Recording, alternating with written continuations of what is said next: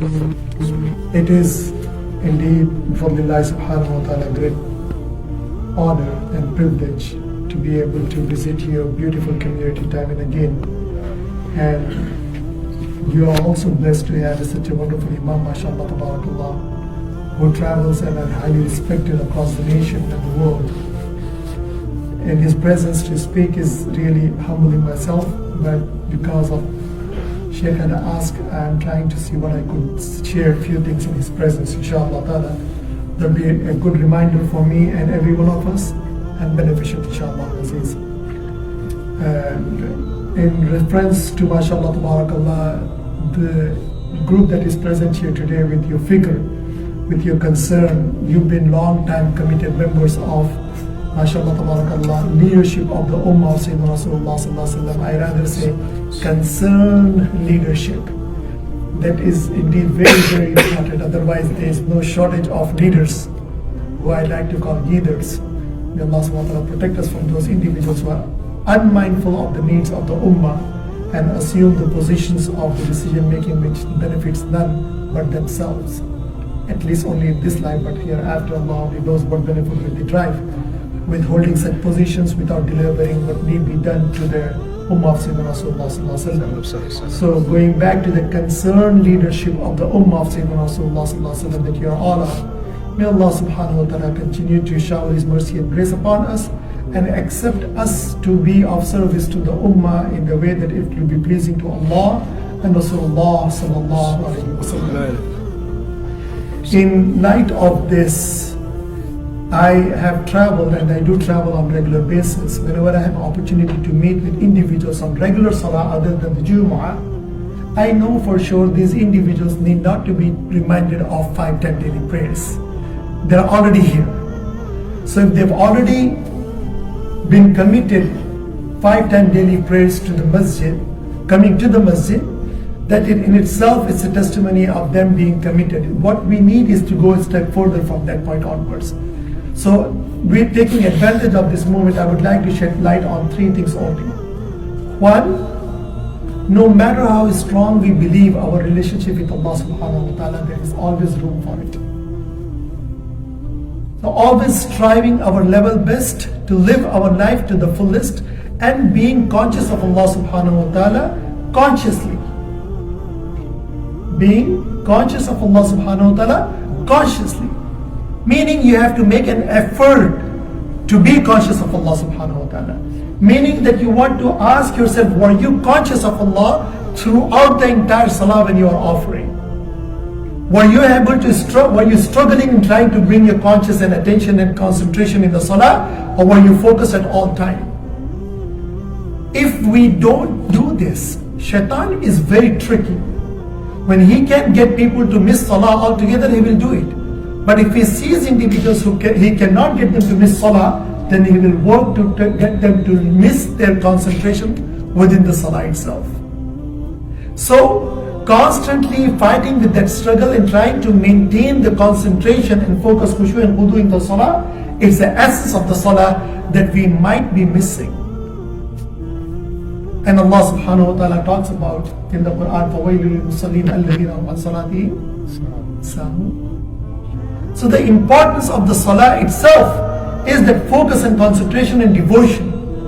So I myself remind myself this all the time, and I request the same those who are coming regularly to the salah, please make sure that our salah remains the best salah of our life. Every salah we make this niyyah. So when we leave the masjid, we should be content. This was the best salah that I ever offered. Next time when you walk into the masjid, you have the same niyyah. This time would be my best salah of the life. If that has been difficult and challenge, then how about having 1 rak'ah in the salah? At least with that concentration and devotion. If that too also seems impossible, then I say, how about having 1 sajda and 1 ruku in the salah? That you feel connected with Allah subhanahu wa ta'ala. The purpose of us coming to the masjid and to offer our salah and to feel connected with Allah, we have got to have this level of connection. But if we come to the masjid and offer our salah and leave without having that realization or feeling of being connected with Allah subhanahu wa ta'ala, then there is something fundamentally wrong with our approach to our religion. And once the salah becomes that kind of salah that will render our connection with Allah subhanahu wa ta'ala relationship, I can assure you, my beloved, I can assure you that our life from that very moment will change forever. Our lives will become the life of salah, will become the salah of the Sahaba. Our life will become the salah that Rasulullah sallallahu alaihi wasallam wanted us to offer. But that will start somewhere with this concern. Ulama also says, after having finished our salah, don't just walk away. Take a moment to ask and examine, how was your salah? Do you feel connected with Allah subhanahu wa ta'ala? Do you feel this salah was better than the last time? And if you come across with something good, immediately thank Allah subhanahu wa ta'ala. Surah Al-Ibrahim, Ruku number 2, ayah number 1. وَإِذْ تَأَذَّنَ رَبُّكُمْ لَإِنْ شَكَرْتُمْ لَأَزِيدَنَّكُمْ وَإِنْ كَفَرْتُمْ عَذَابٌ شَدِيدٌ. Allah said the secrets already of getting the more from Him. He said, if you like any of my bounties, just simply remain grateful, and I shall increase in my bounties for you. So if you feel that you feel connected with Allah subhanahu wa ta'ala and the salah with full spirit, then it is a moment to get more of it. How do you do that? By simply remaining thankful to Allah subhanahu wa ta'ala for this. So once we have established this strong relationship with Allah subhanahu wa ta'ala, every single time coming to the masjid, every single time standing in the presence of Allah will make us better Muslim. And that impact doesn't only limit with the believers, rather it resonates with whomever you come in contact with. That is why when the believer comes to the masjid and goes back, until the time they come back again to the masjid, they have touched many lives. They have moved many hearts. They have made much difference in others' life. They literally enter into the salah in the dunya after they have said Takbir Tahrim Allahu Akbar. They were in the presence of Allah. When they say Taslim on both sides, what are they doing? After being in the presence of Allah subhanahu wa ta'ala, we return into the world with the message of peace. So when you go out of the masjid from the presence of Allah subhanahu wa ta'ala, peace must resonate with us. In anything and everything that we do, we must have peace. People who come in contact with us must see peace in us. And if that's not happening, then what have you taken from the masjid? What have you returned from the salah? And I'll conclude this by giving you one example of a revert. Look at the importance. A revert brother who works in an IT department, and I'm saying is because he comes from a very educated background and he had done his research before becoming Muslim, and he accepted Islam consciously, knowing that this is the best way of life. Ended up marrying in a Muslim family with the hope that he would continue to enrich himself with Islamic knowledge through the companionship of his spouse.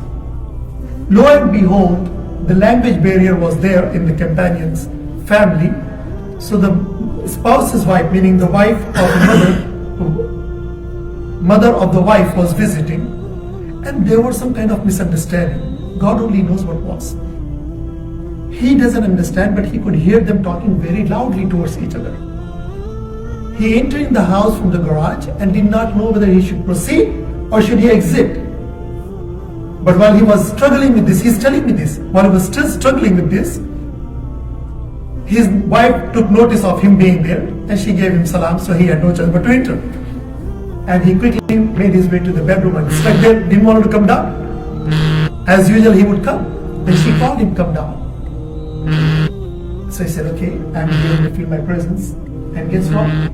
While he's sipping his tea, they started again. And never before this loud they had this conversation. And he could not tell whether they were talking or fighting, but something was going on. And then he asked his wife,